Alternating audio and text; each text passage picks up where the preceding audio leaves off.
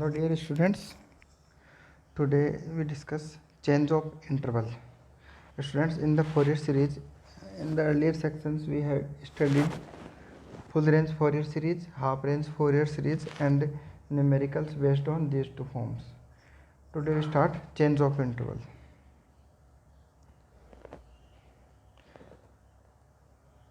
Students, in the change of interval का मतलब क्या होता है? देखो कि अब तक हमने जो पढ़ा था उसमें जो इंटरवल होता था वो क्या होता था, -π to π होता था। ठीक है, अब ये अगर इंटरवल -π to π की जगह कोई दूसरा इंटरवल हो, लाइक हमने कह दिया -c to c, -p to p, अगर इस तरीके का कोई भी इंटरवल होता है तो उसको हम किस तरीके से सोल्व करेंगे? चेंज ऑफ इंटरवल उसको बोलते हैं। ठीक है, समटाइम्स हम क्या करते हैं, इसको इसमें कन्वर्ट कर देते हैं -π से π में और उसके बाद में सोल्व कर सकते हैं, या फिर हम -c to c या -p to p, इंटरवल का मतलब हो गया यहाँ पर कोई न्यूमेरिक वैल्यूज़ हो तो हम उसे कैसे सोल्व करते हैं, वो आपका किसके अंडर आता है? चेंज ऑफ इंटरवल में आता है। तो हम ये कह रहे हैं कि लेट f of x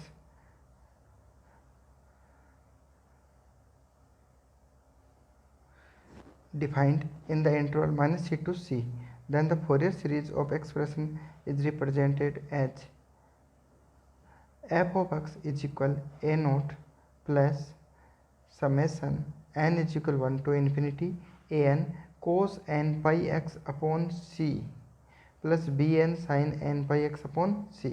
तो स्टूडेंट्स, मैंने आपको पहले ही बताया है यहाँ पे कि यहाँ अगर c की जगह मान लो पाई होता, सपोज करो ये इंटरवल ऐसा होता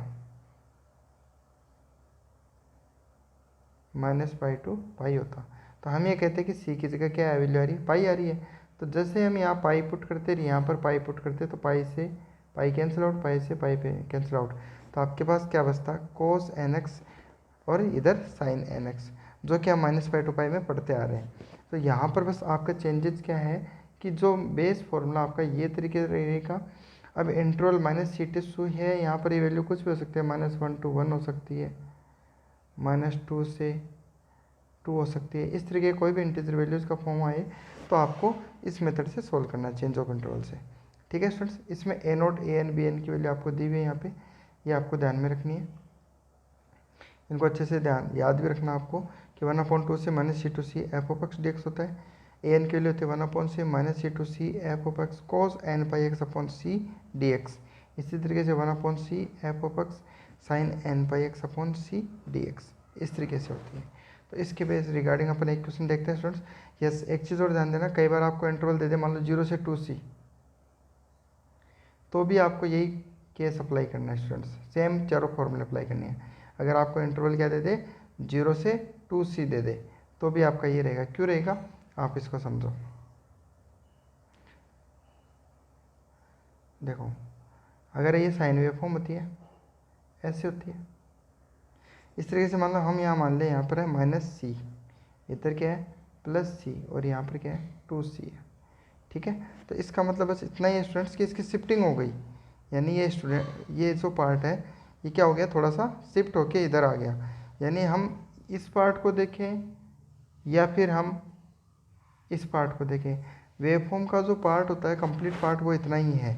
ठीक है, तो इसको हम 0 से क्या मान लेते हैं, 2c मान लेते हैं। ठीक है, तो वो भी क्या आपकी फुल रेंज का ही पार्ट है और उसको चेंज ऑफ इंटरवल से हम सोल्व कर सकते हैं। अब देखो आगे एक एग्जांपल लेते हैं अपन कि find the Fourier series of f of x is equal x minus x square in the interval -1 to 1। तो सबसे पहला चीज़ तो हम क्या कहते हैं कि फंक्शन को चेक करते हैं। फुल रेंज दी हुई है आपको -1 to 1, जब फुल रेंज दी हुई है तो हम क्या करेंगे, इस फंक्शन को चेक करेंगे। फंक्शन को चेक करने पर हमें क्या पता चल रहा है कि पहला फंक्शन क्या है, ओड,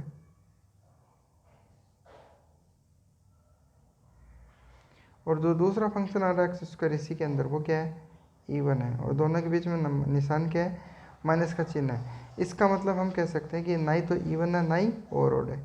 अगर ये मल्टीपल में होता तो कोई रिजल्ट होता है स्टूडेंट्स, जैसे ऐसे होता है एक्स इंटू एक्स स्क्वायर, तब तो कोई रिजल्ट आता, क्या आता, ओड इंटू इवन, ओड होता है, तो ये पूरा क्या होता है, ओड फंक्शन होता है।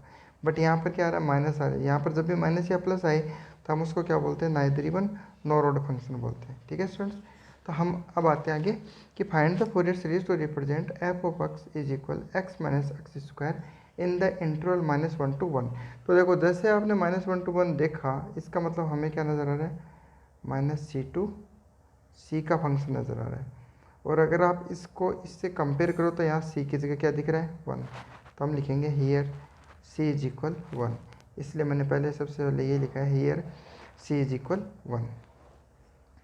अब अगर c की वैल्यू 1 पुट करें तो स्टूडेंट्स आप इन चारों फॉर्मूलों को देखो,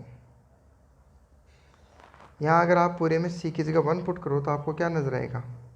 पहले इसकी बात करें ऊपर वाले की, तो आपको दिखेगा यहाँ से c हट जाएगा, c का मतलब 1 है, 1 का मतलब ये हट गया एक तरीके से, ये हट गया, तो ये c हट गया, ऐसा ही दिखेगा आपको। तो अगर एफ ऑफ एक्स की सीरीज़ देखोगे तो आपको वही नज़र आएगी, f of x is equal a naught plus summation n is equal 1 to infinity a n cos n pi x plus b n sine n pi x. और अगर यहाँ ए नोट की वैल्यू देखो तो आपको क्या नजर आएगा, 1/2 -1 to 1 f of x d x, यही नजर आएगा। इसी तरीके से अगर आप इसकी बात करो तो ये क्या नजर आएगा आपको, 1/1, क्योंकि सी की वैल्यू क्या है 1, और -1 to 1 f of x cos n pi x upon c, c की वैल्यू क्या हो गई 1, तो क्या बचेगा कोस एन पाई एक्स और डी एक्स। तो इस तरीके से इनकी वैल्यूज़ बनेगी, वो चीज़ हम यहाँ डिस्कस कर रहे हैं क्वेश्चन में। देखो हमने इनकी सबकी वैल्यूज़ लिख दी है, 1/2 -1 to 1 ये आपका एफ ऑफ एक्स और ये डी एक्स। अब इसको अलग अलग कर लो, देखो स्टूडेंट्स यहाँ से इसको सोल्व किया हुआ है, एक बार एक्स डी एक्स कर दो और एक बार -x² डी एक्स कर दिया। अब आपको साफ पता है कि ये जो x होता है ये क्या है, ओड है, और जब भी ओड होगा तो -1 to 1 के बीच में जो रिजल्ट आएगा वो क्या हो गया 0, तो ये 0 हो गया। अब बचा हुआ पार्ट क्या है, ये जब भी -1 to 1 में ये वाला पार्ट E1 होता है, जैसे ये क्या है अपने पास E1 है, अगर ये E1 है तो स्टूडेंट्स 2 बाहर आता है, तो मैंने देखो 2 बाहर ले लिया ऊपर, है ना। और इंटीग्रेशन क्या हो जाता है, -1 to 1 की जगह क्या हो जाएगा 0 से 1 और x² dx। अब x -2/2 है तो ये तो कट जाएगा, ये देखो मैंने काट दूंगा यहाँ पे, -2/2 कट गए। तो x² इंटीग्रेशन कितना होता है x³/3 x³/3, तो अपर लिमिट रखोगे तो 1/3 बनेगा, तो -1/3 आपका क्या आ गया ए नोट आ गया। आई होप यहाँ तक समझ में आया होगा स्टूडेंट्स। चलो आगे चलते हैं, सेम क्वेश्चन है, बस बार बार आपको जो पहले किए हुए ना ऐसा क्वेश्चन मैंने आपको करवाया था जब मैंने -π to π का इंटरवल करवाया था। यहाँ पर आपका क्या है -1 to 1 का इंटरवल है, ठीक है। अब वही चीज़ यहाँ देखो ए एन में क्या होता है कोस एन पाई एक्स होता है, अगर कोस एन पाई एक्स है तो इस कोस n pi x d x को एक बार एक्स से मल्टीप्लाई कर दो और एक बार x² से कर दो। तो वही चीज़ मैंने यहाँ करके बताई हुई है आपको। देखो एक बार तो आ गया मेरे पास x cos n pi x, एक बार आ गया मेरे पास x² कोस एन पाई एक्स। अब आप मेरे को ये बताओ x क्या है, ओड, कोस एन पाई एक्स क्या है E1, दोनों में निशान किसका है मल्टीप्लाई का। अगर दोनों मल्टीप्लाई करेंगे तो रिजल्टेंट ओड इंटू इवन क्या आता है स्टूडेंट्स, ओड। अगर ये ओड है तो ओड के अंदर -1 to 1 के इंटरवल में वैल्यू क्या होती है 0, तो ये 0 हो गया। अब कौन सा पार्ट बचा, राइट हैंड साइड पास है, इसमें देखो x² क्या है E1, कोस क्या है E1, E1 इंटू E1 क्या होगा E1। बात समझ में आ रही है। तो जब भी E1 होता है तो -1 से 1 में से 2 तो बाहर आ गया और इंटरवल क्या हो गया 0 से 1 हो जाएगा, x² कोस nx dx, ठीक है। चलो आगे, अब सिंपल है इसका, बस u इंटू वी का फॉर्मूला करना है। x को क्या मान लो u, इससे क्या मान लो v। जब भी आप u इंटू वी से करोगे तो x² को एज इट इज़ रखोगे, कोस का इंटीग्रेशन करोगे, कोस का इंटीग्रेशन क्या होता है sign n pi x upon n पाई, लिमिट क्या रखोगे 0 से 1, फिर फॉर्मूले में क्या होता है माइनस होता है, x² का डिफरेंशिएशन करोगे तो 2 आ गया बाहर और अंदर आ गया x, तो x² को क्या हो गया 2x, और कोस एन पाई एक्स का इंटीग्रेशन होता है sign n pi x upon n pi और dx। फॉर्मूला आपको पता ही होना चाहिए, यू इंटू वी का अंगुलियों पे होना चाहिए, माइंड में एनी टाइम क्लिक करते रहना चाहिए आपके, ठीक है, तभी आप कर पाओगे ऐसे क्वेश्चन को, अदरवाइज नहीं कर पाओगे। यस स्टूडेंट्स, अब आगे आओ, अब हम लिमिट पुट करेंगे लेफ्ट हैंड साइड वाले पार्ट में। जब हम लिमिट पुट करेंगे तो अपर लिमिट रखोगे 1, जब आप 1 रखोगे तो यहाँ 1 आएगा, देखो x की जगह, तो क्या बचेगा स्टूडेंट साइन एन पाई, और साइन एन पाई कितना होता है 0 होता है। फिर लोअर लिमिट रखोगे 0, तो साइन 0 की वैल्यू भी क्या होती है 0 होती है, यानी ये पूरा पार्ट क्या हो गया अपना 0 हो गया। तो इसको लिखने की ज़रूरत नहीं है, तो मैंने काट दिया, इसको नहीं लिखा, इसको नहीं लिखेंगे, ठीक है। अब आ गया, दो आपको क्या नजर आएगा स्टूडेंट, देखो एक तो -2 दिख रहा है, वो रहा है -2, एक -2 ये दिख रहा है, और अपॉन में एन पाई दिख रहा है, तो -2 अपॉन एन पाई को यहाँ रख दिया मैंने, ठीक है, -2 अपॉन एन पाई रख दिया। उसके बाद में देखो आप क्या पार्ट बचा, आप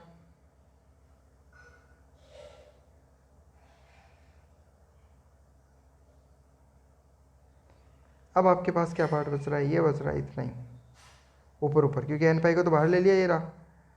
अब इसका u इंटू वी से दोबारा करो, तो x को तो मान लो u और इसको मान लो v, ठीक है। जब u इंटू वी से करोगे तो x को as it is sine n pi x का इंटीग्रेशन क्या होता है, minus cos n pi x upon n pi होता है, तो ये रहा, और ये माइनस पहले दिख रहा होगा आपको छोटा सा, तो minus cos n pi x upon n पाई। फिर यहाँ फॉर्मूले में क्या होता है, माइनस होता है, x का करो डिफ्रेंसिएशन, x का डिफ्रेंसिएशन 1 होता है, ये 1 कर दिया, और साइन एन पाई एक्स का इंटीग्रेशन होता है minus cos n pi x upon n पाई डी एक्स, दिख रहा है आपको, ये कर दिया।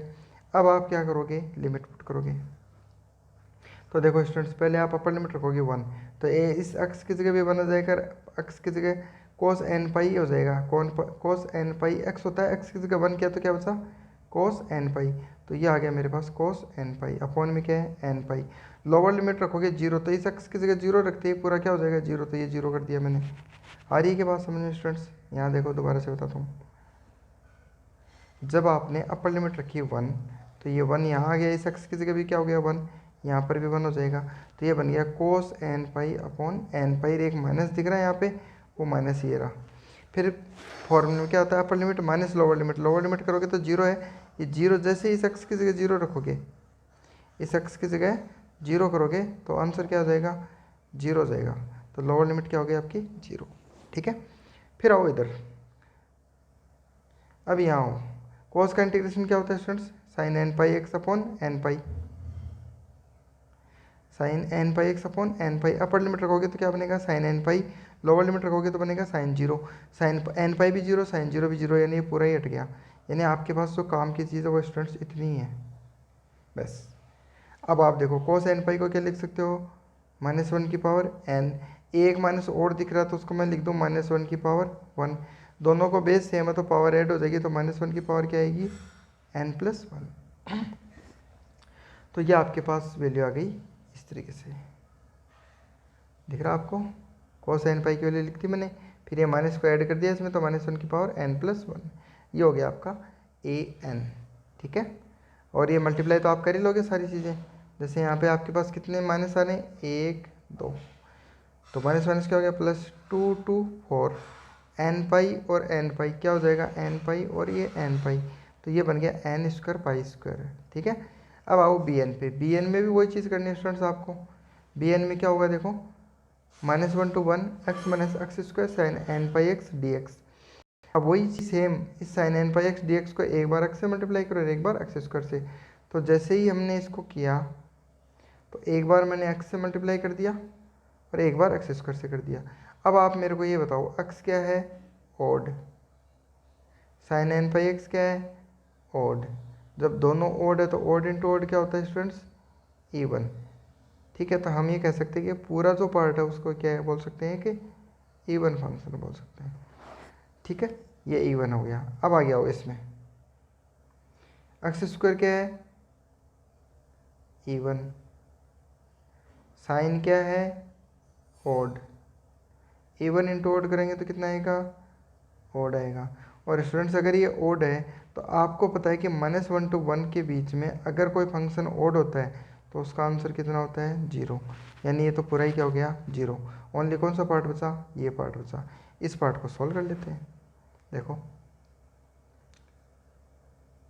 यहाँ आ गया 2 0 से 1 x sign n pi x d x, क्यों आया ये 2 बार, क्योंकि ये एक इवन फंक्शन है, तो इवन फंक्शन होता है तो -2 बाहर आ जाता है और -1 से 1 किस में बदल जाता है 0 से 1 में बदल जाता है, ठीक है। बस अब आपको कुछ नहीं करना, सिंपल u इंटू वी का फॉर्मूला अप्लाई करना है, ये आपका u हो गया और ये आपका v हो गया। जब u इंटू वी से करेंगे तो x को तो एज इट इज साइन का इंटीग्रेशन होता है minus cos n pi x upon n पाई, फिर फॉर्मूले में क्या होता है माइनस साइन होता है, x का डिफरेंशिएशन करोगे 1 और साइन एन पाई एक्स का इंटीग्रेशन ये वाला पार्ट था उसमें एक माइनस था, तो माइनस माइनस क्या हो गया प्लस, यहाँ पर आ गया कोस n pi x upon n पाई। अब आप देखो स्टूडेंट्स जब आप इसमें अपर लिमिट पुट करोगे तो यहाँ आएगा 1, यहाँ पर आएगा एन पाई, तो ये बन गया minus cos n pi upon n pi, और लोअर लिमिट रखोगे 0 तो एक्स की जगह 0 रखोगे तो ये बन जाएगा 0। फिर इधर आओ, कोस का इंटीग्रेशन क्या होता है student, sign n pi x upon n pi होता है। अब आपको बार अभी पहले बताया था साइन एन पाई भी 0 होता है, साइन 0 रखोगे लोअर लिमिट तो भी साइन 0 भी क्या होता है 0। तो ये तो पूरा ही पार्ट क्या हो गया 0, यानी आपके काम की चीज़ क्या हुई, ओनली ये हुई। अब आओ इस पे आगे देखो, कोस एन पाई को लिखना मेरे को बताया आपको -1 की पावर n लिख सकता हूँ, तो इसे लिख दिया मैंने -1 की पावर n। बचा हुआ पार्ट क्या है -2 अपॉन एन पाई, तो -2 अपॉन एन पाई। अगर आप माइनस और -1 में ऐड करना चाहो तो -1 की पावर क्या हो जाएगी n+1, तो ये आपका क्या हो गया bn। तो आपने स्टूडेंट्स a0 an bn तीनों निकाल लिए, तो तीनों वैल्यू लिखनी किस में है, जो आपको पहले इक्वेशन बताई थी अभी ये वाली। देखो ये तो आपका क्या हो गया एफ ऑफ एक्स हो गया, ये आपका क्या हो गया a0 हो गया, प्लस समेसन ये आपका क्या हो गया an हो गया, ये आपका क्या हो गया bn। बताओ समझ में आ रहा है क्या, a0 plus summation n is equal 1 to infinity an cos n pi x plus bn sine n pi x, यही तो पढ़ी थी आपने सीरीज। ठीक है, अब हम इसमें वैल्यूज़ देखो, यहाँ पर स्टूडेंट्स मैं कुछ वैल्यूज लिख के बता रहा हूँ आपको। जैसे n की वैल्यू मान लो मैं इसमें 1 रखूँ, एक मिनट, अगर आप इसमें n की वैल्यू 1 रखो यहाँ, तो 1 + 1 क्या हो गया 2, और -1 का स्क्वायर क्या होता है +1 होता है। इसके अलावा पहली चीज़ ये देखो स्टूडेंट्स कि यहाँ पर एक कांस्टेंट चीज़ दिख रही है 4/π², तो ये तो सब में रहेगा, तो 4/π² को तो मैंने बाहर ले लिया, अब फिर ब्रैकेट लगाया। अब आप n की वैल्यू 1 करोगे, जब आप स्टूडेंट्स इसमें n की वैल्यू 1 करोगे तो सब जगह n की जगह क्या हो जाएगा 1, यानी 1 n कहाँ कहाँ दिख रहा है आपको, यहाँ दिख रहा है एक तो, और एक यहाँ n² दिख रहा है। तो cos n पाई एक्स n की वैल्यू 1 करोगे तो यहाँ क्या बनेगा cos पाई एक्स, तो ये हो गया cos पाई एक्स। n² करोगे तो 1 का स्क्वायर हो गया, यहाँ -1 की पावर 1 + 1 कितना हो जाएगा 2, -1 का स्क्वायर क्या होता है +1, तो ये प्लस की वैल्यू आ रही है पूरी आपके पास, ये देखो cos पाई एक्स अपॉन 1²। फिर इसमें पूरे में n के लिए 2 करो, अब इसमें दोबारा से करो n के लिए 2 करो, जब आप n के लिए 2 करोगे तो यहाँ तो cos 2 पाई एक्स बनेगा, तो ये रहा cos 2 पाई एक्स। n² करोगे तो 2 का स्क्वायर हो जाएगा, फिर यहाँ 2 करोगे तो 2 + 1 3, -1 की पावर 3 माइनस, तो ये माइनस आ गया। इस तरीके से हमने इसको सॉल्व कर लिया। तो आई होप आपको समझ में आएगा स्टूडेंट्स कि किस तरीके से हमने सॉल्व किया है। ये आपका चेंज ऑफ इंटरवल का क्वेश्चन हो गया। इस तरीके के क्वेश्चन आते हैं। एक क्वेश्चन मैंने स्टूडेंट्स आपके लिए दिया है, होमवर्क है जे, तो ये आपको क्वेश्चन सॉल्व करना है, find the Fourier series of function F of x. तो पहली चीज़ तो आप ये चेक कर लेना कि इंटरवल क्या है, फुल रेंज में दिया। तो एफ ऑफ एक्स क्या है मोड में, मोड में आपको मैंने क्या कहा था कि जब भी एक्स के मोड लग जाएगा तो वो क्या बन जाएगा एक इवन। इवन बनते हैं आपको दो ही चीज़ सोल्व करनी है इसमें, एक तो a0 और एक an करना है, बस ये दोनों वैल्यू सोल्व करना और सीरीज में पुट कर देना। ठीक है स्टूडेंट्स, सोल्व करना, मुझे बताना कि क्या आपका आंसर रहा। Okay, thank you.